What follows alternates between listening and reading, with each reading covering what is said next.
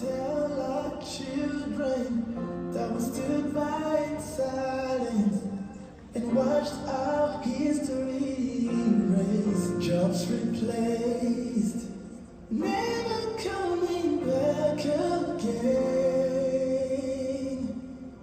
never coming back again. Do you feel that? The weight of our losing, do you hear that? The sound of no one choosing, the sound of no one choosing, the sound of no one choosing, no one choosing. We have a choice. Use your voice before the promise gets erased. Choose a dream before the promise fades. Choose a dream. Our words are not just words on a page. Choose a dream. It's the only thing that keeps our world together. Whatever. The cost of silence is way too high.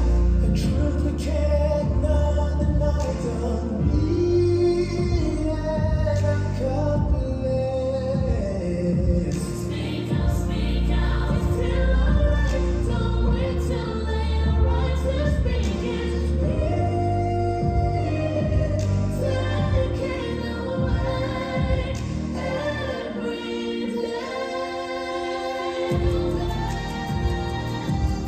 The weight of what we're losing, do you hear that? The sound of no one choosing, the sound of no one choosing, the sound of no one choosing, no one choosing. Children growing up fattening. The trends of couples being unwed. The arts are being tossed. Hope is being lost. Healthcare, welfare, research, all the visualize. Where our rights rise, we have a choice. Use your voice before the promise gets erased. Choose a dream.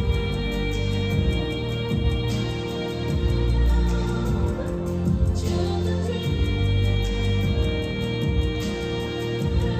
It's the only thing that keeps our world together. Whatever.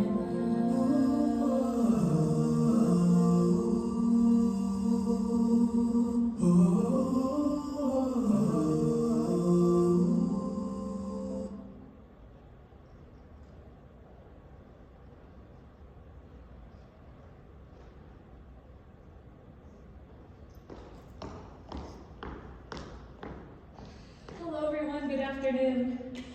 I'm Sarah O'Connell, the Artistic Director of the Asylum Theater, and it's an honor to welcome you here to a place that we consider our sort of artistic spiritual home, the library. A place that's open for all voices, recognizes and respects everyone's humanity and embodiment, who you are inside your own skin, in this space together in this moment.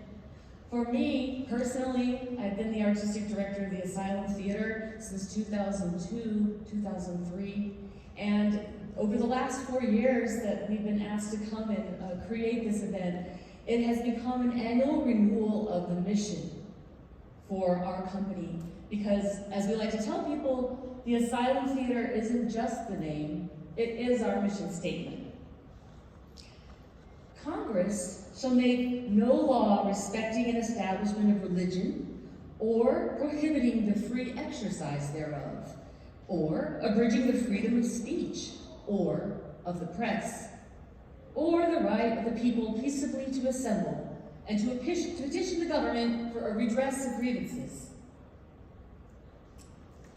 Free expression and peaceful assembly are essential for our art form, which is why it's right and appropriate and true that theater artists are necessary guardians of the First Amendment. The 5 freedoms are, in fact, what it takes to commit an act of theater. 5 freedoms, but only 3 components. A person believing what they believe, feeling what they feel, their ideas, their message,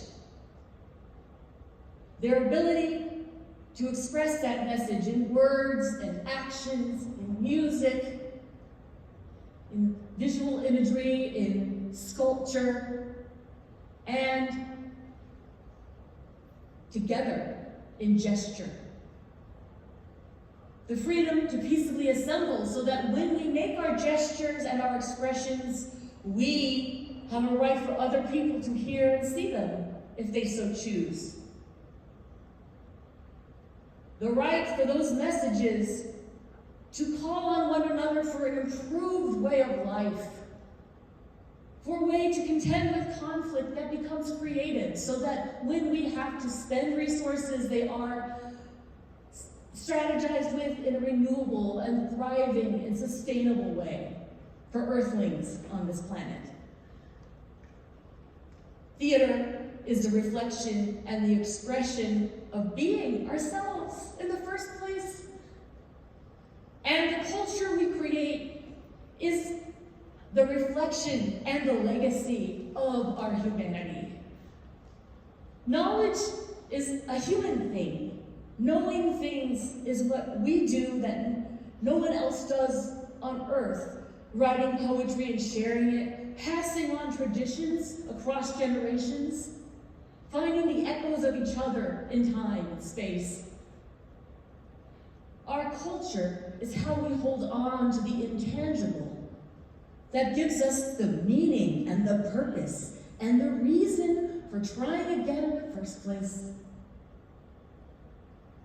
I'd rather learn to become curious about the cultures I've never met before than afraid to coexist with them.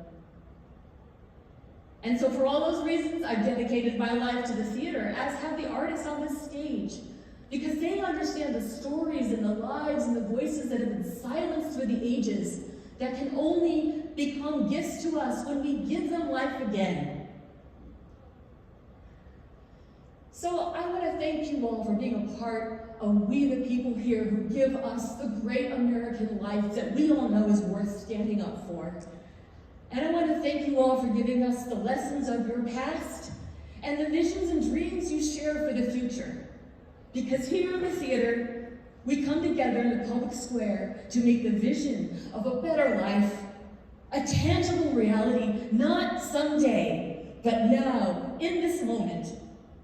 Everything you hear on this stage is something that has been banned or challenged before in the United States of America tonight.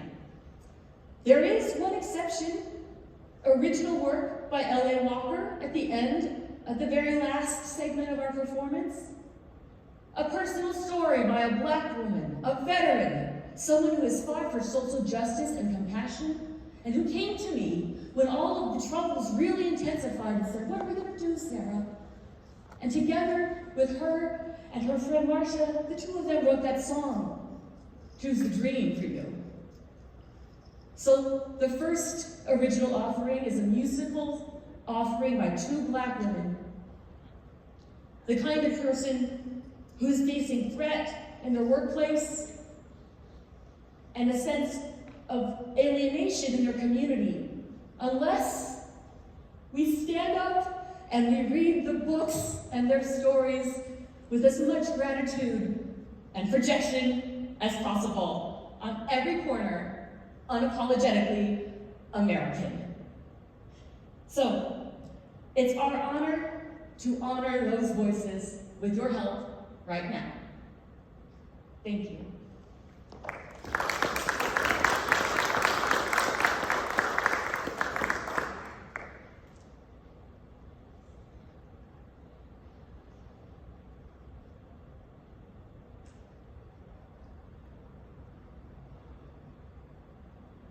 Scripture tells us to envision that.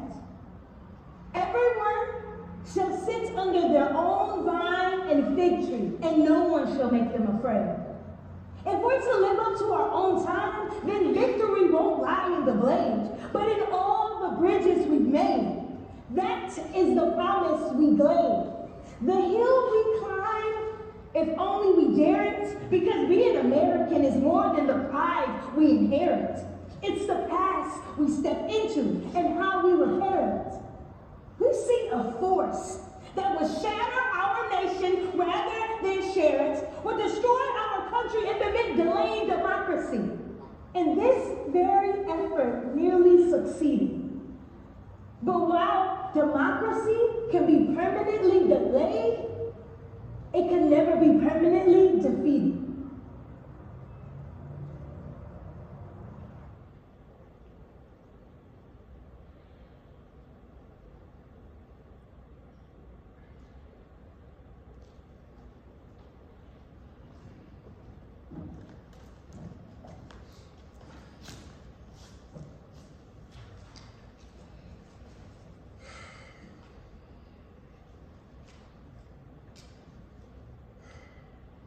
Now, Mr. Hughes, do you remember writing this? Good morning, Revolution. You are the very best friend I've ever had. We are going to pile around together from now on. Yes, sir. I wrote that. Did you write this? Put one more S in the USA to make it Soviet. The USA, when we take control, will be the USSA then. Yes, sir. I wrote that. Were you kidding when you wrote those things? What did you mean by those? To give you a full interpretation of any piece of literary work, one has to consider what brought it into being. I, sir, was born a Negro. From my very earliest childhood memories, I have encountered very hurtful problems. My mother worked for a lawyer, and being a working woman, naturally, she wanted to send me to the nearest school. And they did not let me go to the school. My mother had to go to the school board, and finally, after some time, she got me into the school. I had only been there a few days when the teacher made unpleasant and derogatory remarks about Negroes. Some of my classmates stoned me on the way home from school. My father and my mother were together when I got old enough to learn why. Again, it was the same thing. My father, shortly after I was born, had studied law. He applied for permission to take the bar, and they would not permit him. I learned he had gone away to another country because of the prejudice here. When I finally met my father at the age of 17, he said, "Never go back to the United States. Negroes are fools to live there." Well, I didn't believe that. I loved the country I'd grown up in. I was concerned with the problems, and I came back here. And so my interest in whatever may be considered political has been born out of this whole problem of myself. Segregated, poor, colored, and how I can adjust to this whole problem of helping to build America, when sometimes I could not even get into a school, or a lecture, or a concert, or in the South, go to a library and get a book out. Could you make it briefer, please?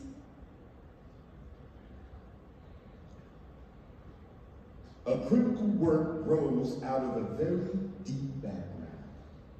It does not come in a moment. I am perfectly willing to come back and give it to you later if you're not tired.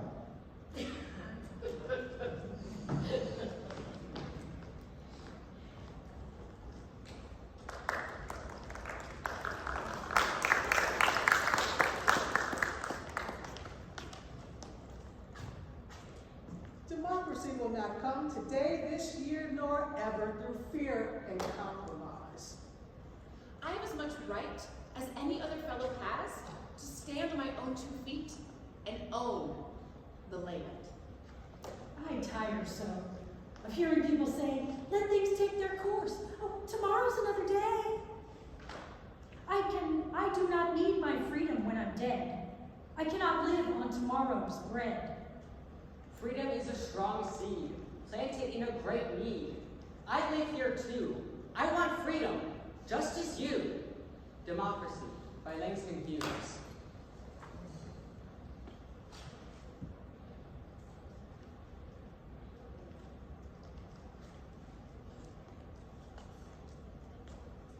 The command to grow up at once was more bearable than the faceless horror of wavering purpose, which was youth. The bright hours when the young rebelled against the descending sun had to give way to 24-hour periods called days that were named as well as numbered. The Black female is assaulted in her tender years by all those common forces of nature at the same time that she is caught in the tripartite crossfire of masculine prejudice, white illogical hate, and black lack of power. The fact that the adult American female Negro emerges a formidable character is often met with amazement, distaste, and even belligerence. It is seldom accepted as an inevitable outcome of the struggle won by survivors and deserves respect, if not enthusiastic acceptance. I know why the cage bird sings.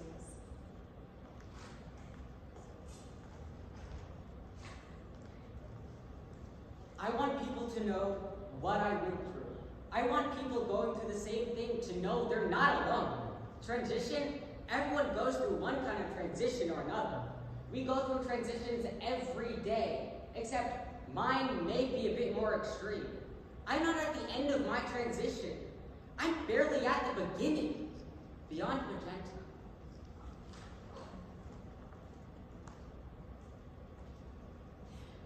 I'm thinking about why we don't talk about color.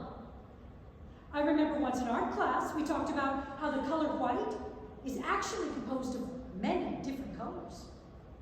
But no one ever talks about that. So it ends up that the color white gets its clout in the absence of the other colors. In other words, white needs the other colors to simply exist, but those other colors never get any credit. Unless you start doing research or pay attention in art class, you'd never know they're even there. Makes you wonder. If white is even a color at all, if it can only exist when all of the other colors are erased. Erasure, when we make it.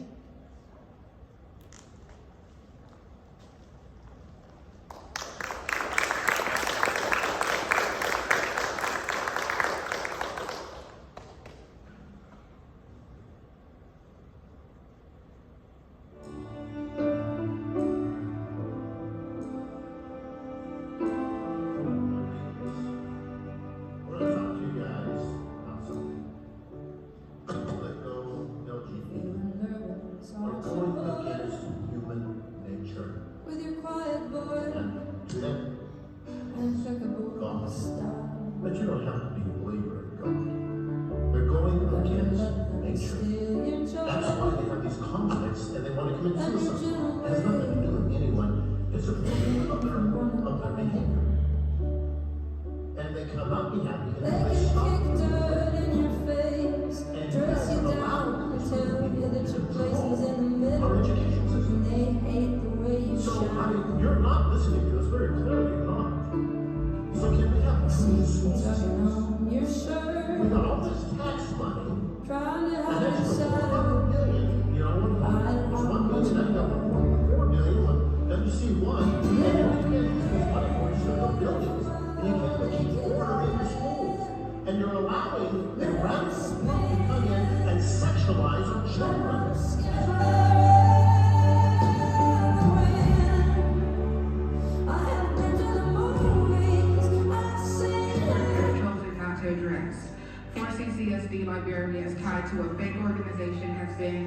taking pictures of CCSD children during the school hours with pride flags and posting them for personal and political gain.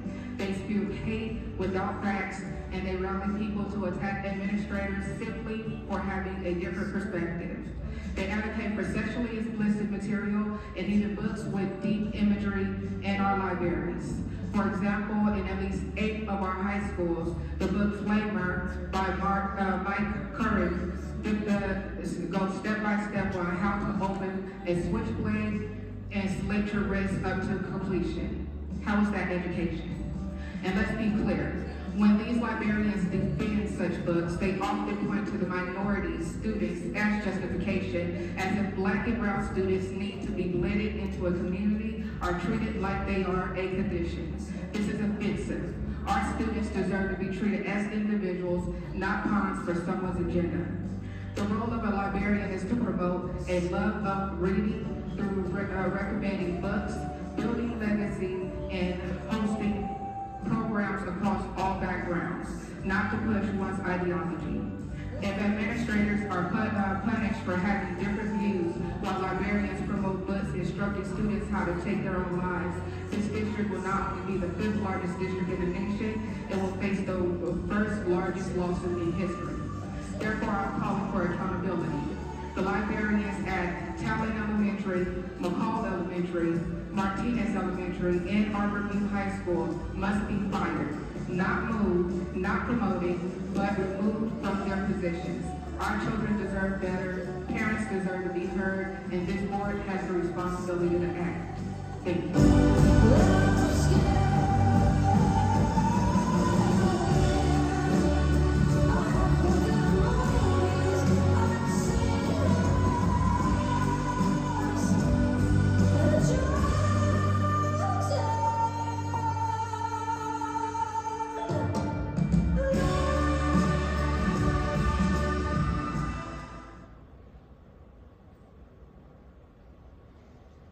Today I'd like to issue a content warning for my comment, as I will be discussing the loss of life of students due to suicide. Suicide is the 2nd leading cause of death for kids 10 to 14. It is the 3rd leading cause of death for those who are 15 to 18. But LGBTQ plus kids are 4 times as likely to die from suicide when compared to their peers. The Trevor Project estimates that more than 1.8 million LGBTQ plus young people ages 13 to 24 seriously consider suicide each year in the US, and at least 1 attempts suicide every 45 seconds. It's been 45 seconds since I started my comments, so that's 1 student that's attempted suicide. The following statistics about Nevada's LGBTQ plus youth performed at the end of last year reveal 38.7% of LGBTQ plus students say they do not feel secure at school. 79.4% reported having experienced discrimination from those in authority for their LGBTQ plus identity. Trans and non-cisgender students experience an even higher rate of discrimination than cisgender students. 60% of students surveyed about bullying have been teased by peers for being LGBTQ plus within the last 6 months. 49% have been deliberately excluded by peers within the last 6 months. I would also like to note, that's another 45 seconds. That's another student who's attempted suicide. Transgender and non-binary young people attempt suicide less when their pronouns are respected, when they are allowed to officially change the gender marker on their legal documents, and when they have access to safe spaces online, at school, and at home that affirm their gender identity. The suicide attempt rate is halved when students have access to gender-affirming spaces. Even one affirming adult drastically lowers the suicide rate. Today you're hearing from a lot of people, some of whom are out of state, some of whom don't have students in the school district, who are creating this manufactured outrage about a system that already works for most of our students and families. They are creating a big panic about LGBTQ people in literature, instead of working to solve real problems in our school district. Our school district needs help. Our students need help. If the school district really cares for their students, if the school board truly cares for their students, then they will not give in to anti-LGBTQ rhetoric when it asks them to sacrifice children's lives, because by banning books and trying to reverse gender protective policies, that is what these anti-LGBTQ extremists are asking you to do. Sacrifice LGBTQ students' lives for the sake of their ideal world. That is another 45 seconds. That's another student that's attempted suicide.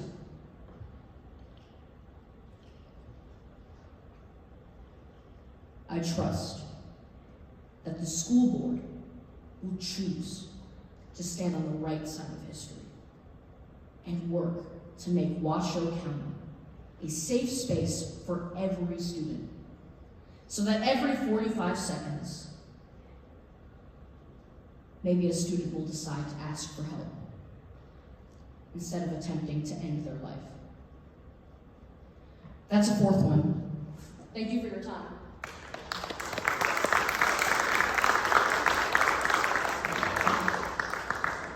January 6, 1944.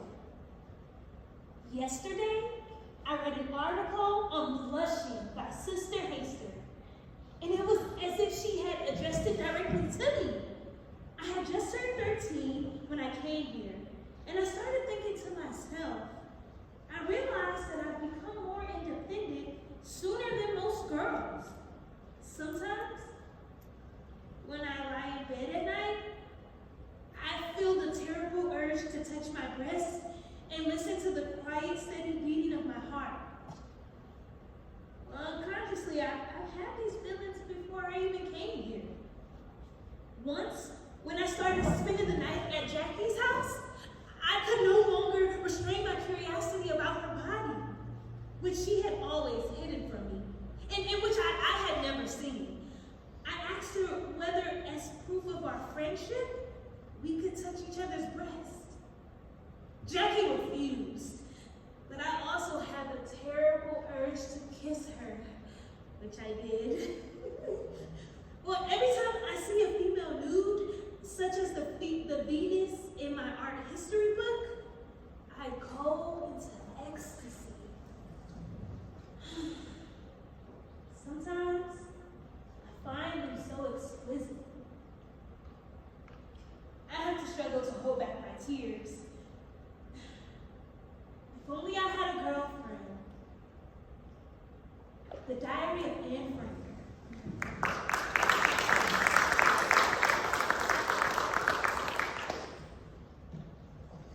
The topics in these books, which are being brought before you today, have been in libraries for over 40 years.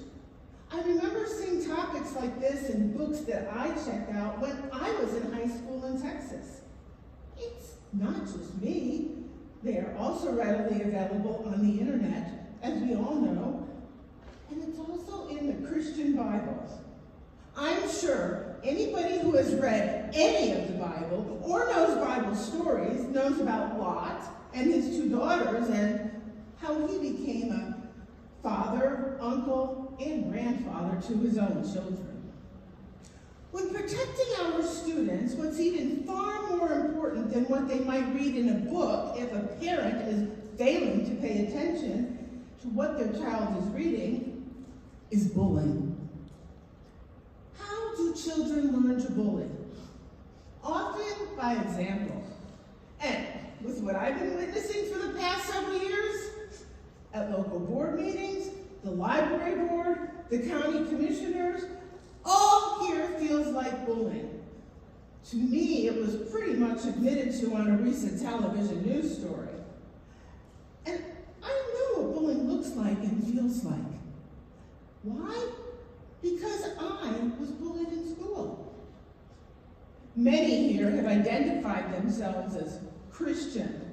Well, I was raised Catholic, and I have actually read and studied the Bible. I do not consider the disrespect and disregard toward this board that some have displayed here as Christ-like.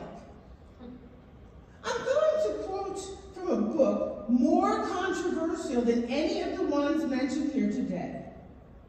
All of you must obey the government rulers.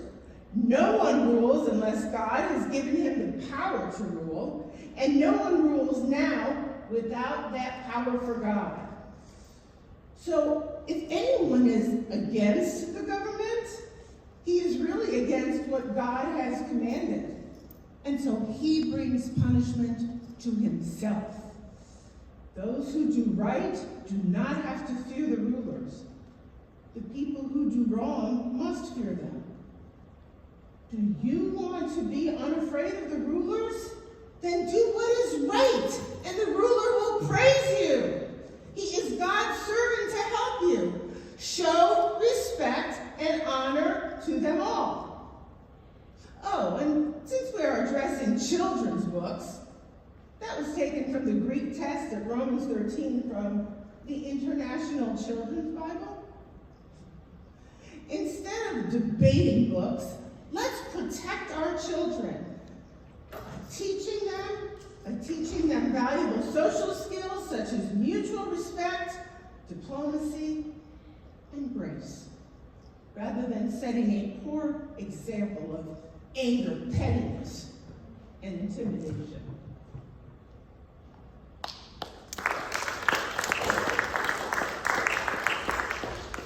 Spirit, I am indeed, but am in that dimension grossly clad from which the womb I did participate. Were you a woman, as the rest goes even, I should my tears let fall upon your cheek and say, thrice welcome, drowning Viola. My father had a mole upon his brow. And so did mine. And died that day when Viola from birth had turned 13 years. Oh, that record is lively in my soul. He finished indeed his mortal act that day that made my sister 13 years. If nothing likes to make us both happy but this masculine usurped attire, do not embrace me till each circumstance of place, time, fortune do cohere, and jump that I am Viola!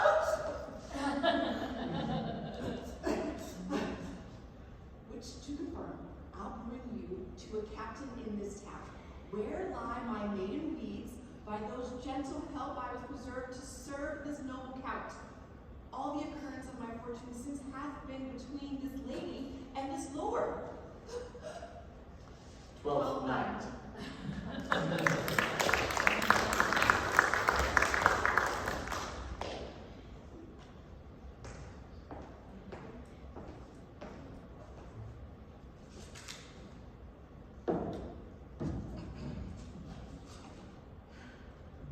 And he said unto her, Up, and let us be going.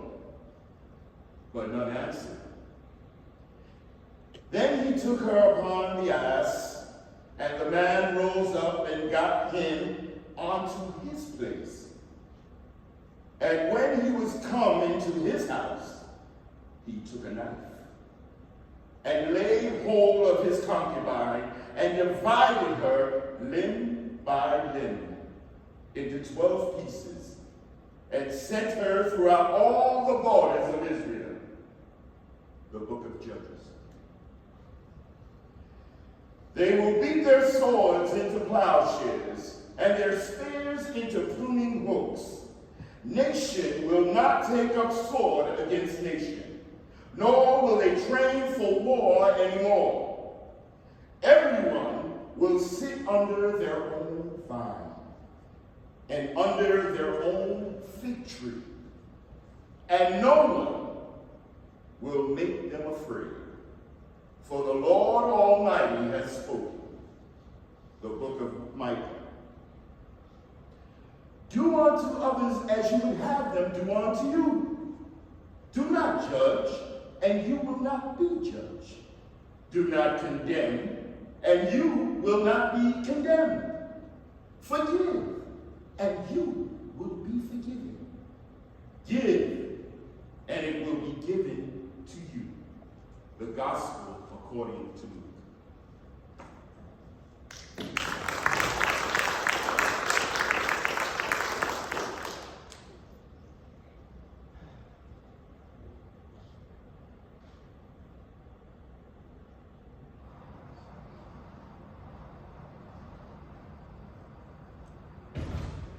The Trevor Project has estimated that 1.8 million or more LGBTQ plus young adults between the ages of 13 and 24 have considered suicide each year in the US. That is 4 times more than their straight peers. And anti-LGBTQ plus extremists want you to sacrifice LGBTQ plus student lives for their ideal of the perfect world.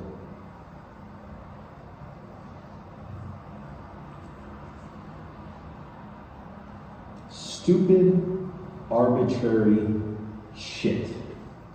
We know what Avery means, and we also know that he doesn't know the full weight of its harms or the despair it can cause. He doesn't know how a single fact about a human being can mean that he and thousands of others like him will die because nobody wants to talk about the disease that is killing them. Nobody wants to spend the money so they won't die. Stupid, arbitrary shit means the President of the United States can wait 6 years before even saying the disease's name. Stupid, arbitrary shit means it will take a movie star to die and a hemophiliac teenager to die before ordinary people can start to mobilize, start to feel that the disease needs to be stopped. Tens of thousands of people will die before drugs are made and drugs are approved. What a horrible feeling that is to know that if the disease had primarily affected PTA presidents or priests or white teenage girls, the epidemic would have ended years earlier and tens of thousands of lives, if not hundreds of thousands of lives, would have been saved. We did not choose our identity, but we were chosen to die by it for stupid, arbitrary reasons instilled by people who refused to see how arbitrary they were. We believe in the golden rule, but we also believe that people fail to live up to it time and time again because they fall prey to differences, because of some use the arbitrary very deliberately to keep their own power. We don't burden Avery with this. Why would we want to? There is the hope that the world will get less stupid, less arbitrary as time goes on. The good thing about human progress is it tends to move in one direction, and even a fool who looks at the difference between 100 years ago and now can see what direction that is. It moves like an arrow.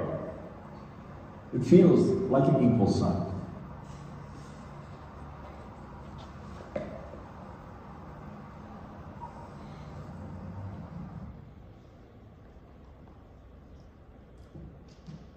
Good afternoon.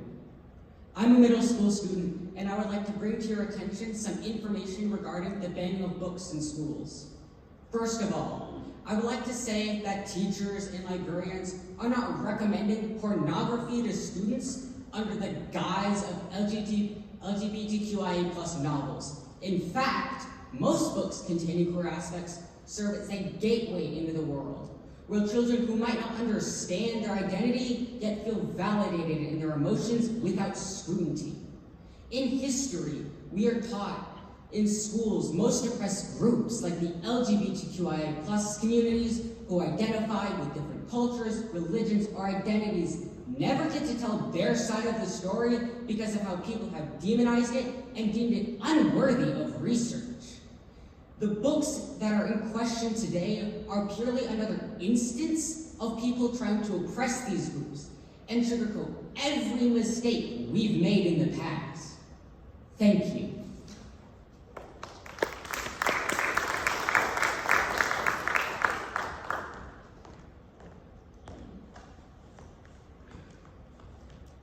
Kids and grown-ups use all kinds of words for parts of the body and for sex. Some are scientific words, some are unscientific, the common everyday words that people use to talk about bodies and sex. Some of these words are nice, some are funny, and some are rude. Everyday words are often called slang words. Rude or disrespectful words about sex and parts of the body are often called dirty words. Jokes about bodies and sex are sometimes called dirty jokes. Some people think it's fun to use slang or dirty words and to joke about bodies and sex. Others feel embarrassed or uncomfortable when they hear these words. It's important to respect people's feelings about slang, dirty words, or dirty jokes, whatever those feelings may be. Perhaps people feel uncomfortable talking about sex and bodies because we do not see our sexual body parts as much as we see our arms, legs, fingers, toes, ears, eyes, and noses. After all, our sexual body parts are usually covered by clothes. Some people think it's wrong to think and talk or joke about bodies and sex, but many people think it can be comforting or helpful to talk or even joke about sex and bodies with someone you know and trust, like a friend, a parent, an older brother or sister or cousin. Straight, lesbian, gay, and bisexual are words that have to do with sex, because sex is also about sexual desire. The sexual feelings we may have toward another person. The word sexual orientation are words that have to do with sexual attraction. Being sexually attracted to another person has to do with those feelings one has toward that person. People do not choose their sexual orientation. Often it takes time for kids and for adults to figure out their sexual orientation. And different people have different orientations. It's perfectly normal.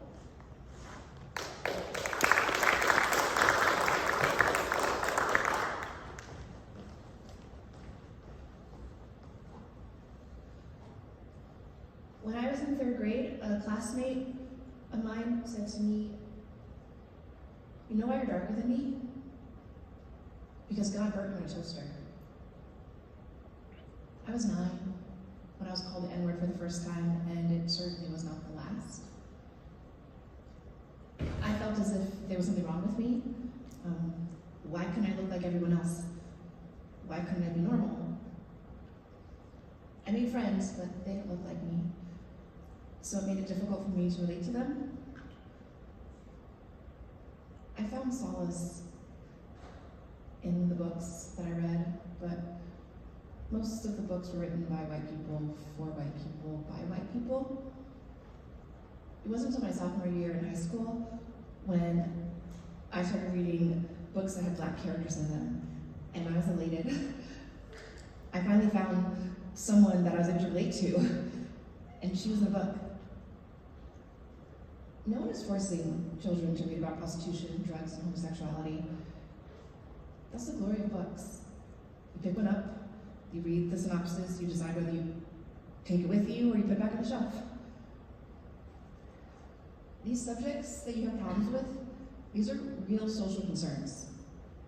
Reading about them only introduces children to the real world. So unless you plan on keeping them sheltered for the rest of their lives, books teach safe sex, the dangers of grooming and pedophiles and the damage drugs do to your body. They teach lessons like how to love one another, no matter their race or sexual orientation. Books teach compassion. Books teach empathy. After we read To Kill a Mockingbird in high school, I wasn't called the N-word again. Books taught these kids that I went to school with how much impact words hold and still hold to this day. They realized how unfunny that word was. The ignorance starts at home and ends in these books. Burning hard copies of books doesn't get rid of their electronic presence, nor will it kill the desire to read them. I knew kids who were doing drugs in high school. I knew kids who were having sex in high school. They didn't learn how to do those things from books. They learned them from their peers and from the internet. The way a book works is that there's exposition. It's usually about 50 to 100 pages. And I'm a teenager, so I know teenagers. We want instant gratification. We're not reading 50 pages to learn about porn. We're not doing that. We're gonna Google it, or we're gonna look it up. We're not reading books to learn how to do drugs. We're just gonna Google, how do you do drugs? Books are not the problem. High schoolers are old enough to stay out late, to operate motor vehicles, and some of us become legal before we even graduate high school. We're more than capable to decide what we want to read. So, how long until the color of my skin becomes offensive? Yet again?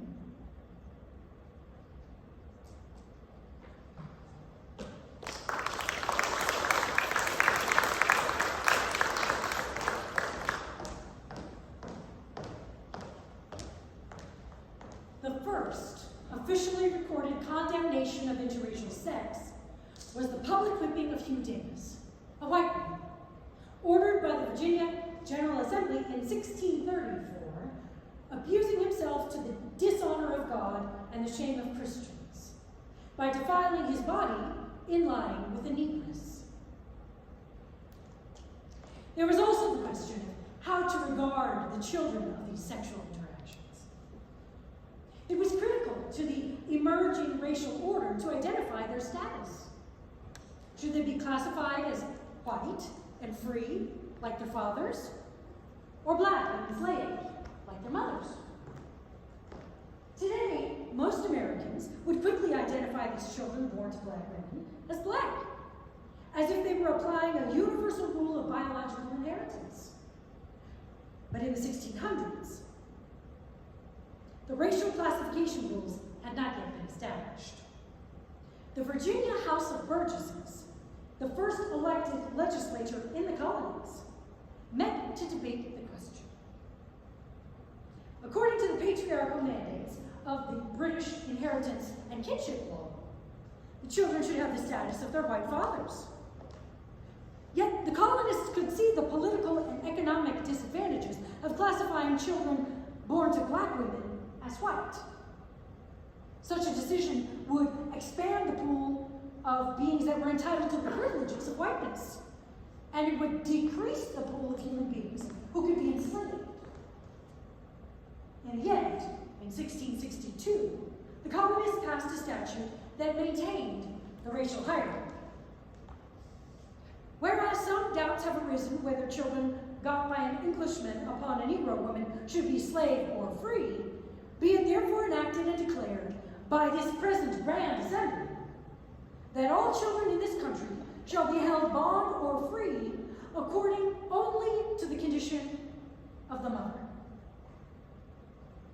Enslaved black women gave birth to enslavable children, even if the fathers were white. In discarding English legal tradition, the colonists adopted the Roman principle of partus sequitur ventrum. The offspring follows the belly, used to determine the ownership of animals. The law allowed white men to profit from their sexual assaults on black women. Free from the worry that their mixed-race offspring had any legal claim to freedom, white men could rape enslaved women with total impunity, maintaining their domination while increasing their wealth. Their control over black women's bodies was key to creating a permanent labor supply. The law also helped invent the meaning of race.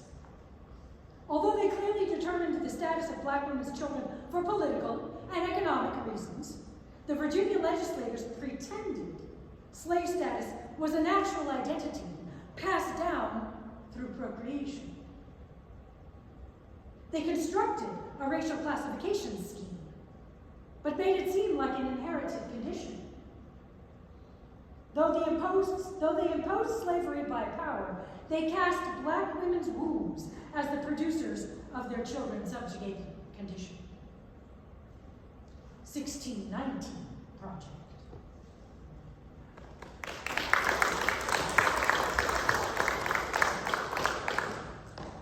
I just want to tell you a story about my middle child who is 16 years old. He will get his license in May. He's very excited. He stresses his grades to the point that if it's below a 95, it's a freak out. Well, he also loves Zelda. He loves Dungeons and Dragons. He has an amazing group of Dungeons and Dragons friends. And he hates pizza, which is when making party planning, it's very difficult. He also has generalized anxiety disorder. We discovered this early on when he told me that he spent every recess of kindergarten under the slide crying. Well, he didn't tell me that during kindergarten, he told me that over the summer.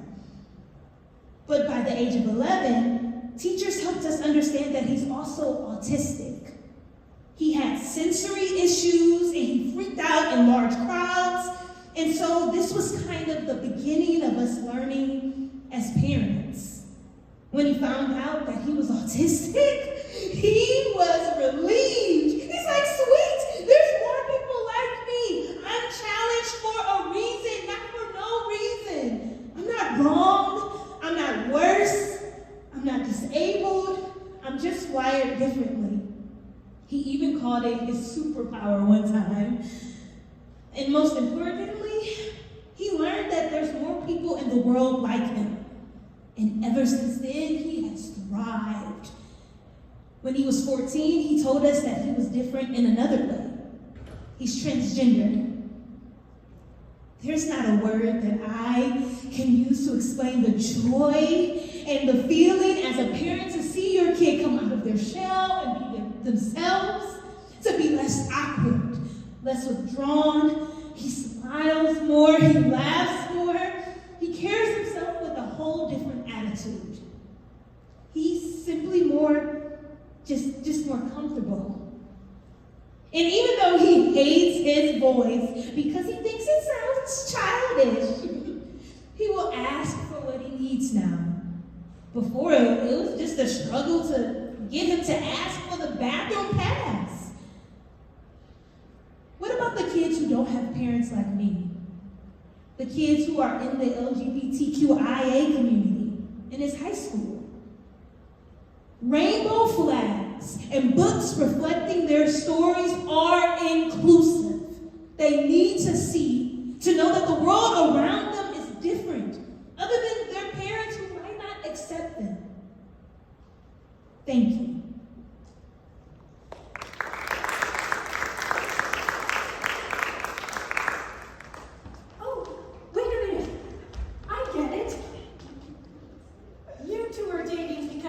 Tilius is a guy character. Tilius isn't a guy character. Tilius is a guy's name. No, Tilius is a D&D name. I'm female, she's female, and we're dating.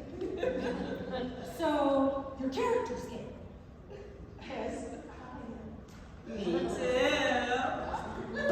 I loves me the cock. Wait, the big slacker demon is in?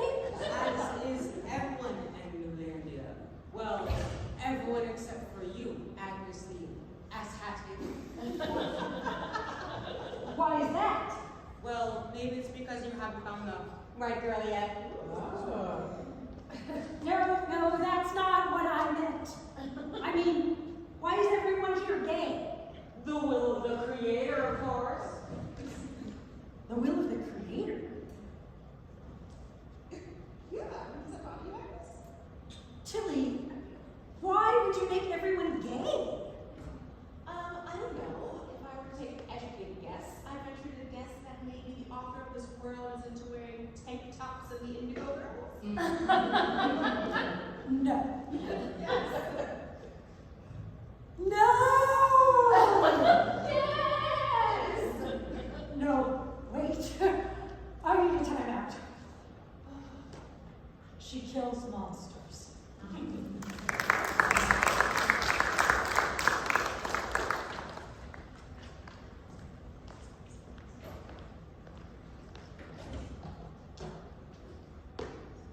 As a parent, I completely understand and share the desire to have a say in what that content consists of. I'm doing it already. In fact, I'll admit sometimes I let my son watch YouTube kids videos on my phone. It's terrible, I know. It's sometimes I'll look over and say, what the heck are you watching, son? You can't watch that, it's too scary, or it's too gross, or you know what? I don't like SpongeBob SquarePants. Yep, he freaks me out. Veto. And that's my right as a loving parent who wants the best for his kids. And there's nothing wrong with that. In fact, I'd be derelict in my duty if I didn't do that. However, what I don't do after I exercise my parental veto authority is call up YouTube Kids and demand that they take down all of the SpongeBob videos. It's my right and my duty to help my kids make the best choices for themselves in accordance with my wife's and I's beliefs and values about what will help them become the best people they can. It's not my right to force those beliefs and values on every other parent and their children simply because it's how we do things. That is censorship. And it has no place in a public school setting, which is expressly designed to consider the viewpoint of all of its students.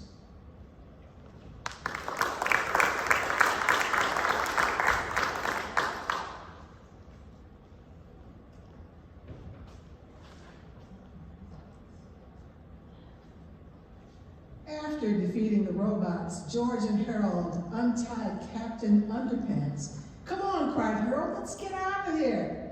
"Wait," said Captain Underpants, "we have to save the world first." So George, Harold, and Captain Underpants frantically took a look over the laser-matic 2000, searching for a way to shut down and stop the inevitable disaster. Said Harold, "I think this might be the lever we want." He pulled the self-destruct lever with all of his might, and suddenly the laser-matic 2000 began to sputter and shake.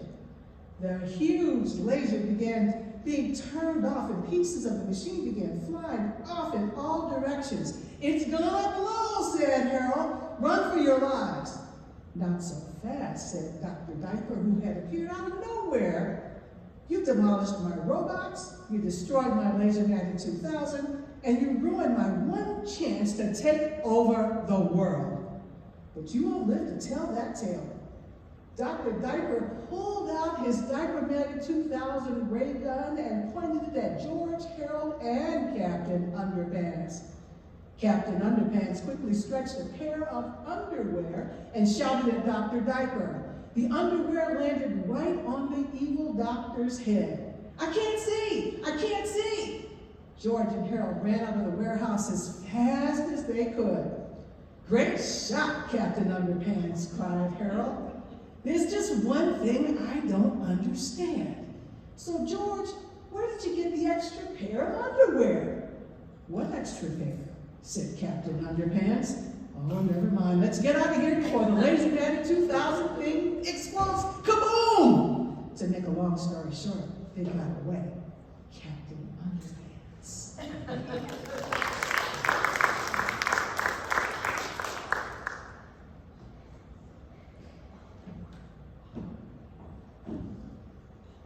"Why aren't you on your web?" asked Wilbur. "You almost never leave your web." "I've left it tonight," she said. Wilbur closed his eyes. "Charlotte," he said after a while, "do you really think Zuckerman will let me live and not kill me when the cold weather comes? Do you really think so?" "Of course," said Charlotte. "You are a famous pig and you are a good pig. Tomorrow you will probably win a prize. The whole world will hear about you. Zuckerman will be proud and happy to own such a pig. You have nothing to fear, Wilbur, nothing to worry about. Maybe you'll live forever. Who knows? And now, go to sleep." For a while, there was no sound. Then Wilbur's voice. "What are you doing up there, Charlotte?" "Oh, making something," she said. "Making something as usual." "Is it something for me?" asked Wilbur. "No," said Charlotte. "It's something for me for a change." "Please tell me what it is," begged Wilbur. "I'll tell you this morning," she said. "When the first light comes into the sky, and the sparrows stir, and the cows rattle their chains, when the rooster crows and the stars fade, and early cars whisper along the highway, you look up here, and I'll show you something. I will show you my masterpiece." Before she finished the sentence, was asleep. She could tell by the sound of his breathing that he was sleeping peacefully, deep in the straw. Charlotte's Web.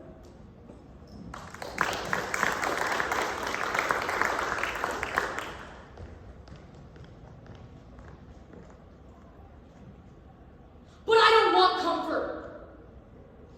I want God. I want poetry. I want real change. I want freedom. I want goodness. I want sin. In fact, said Mustafa Mon, you're claiming the right to be unhappy? All right then, said the savage defiantly. I'm claiming the right to be unhappy.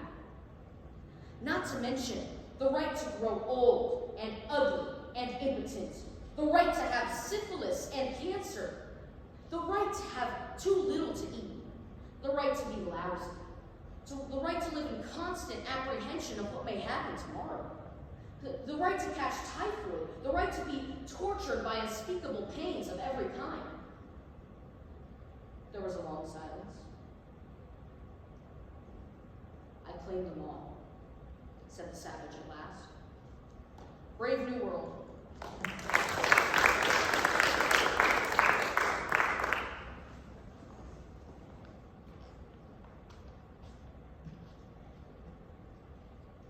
5/17/1976.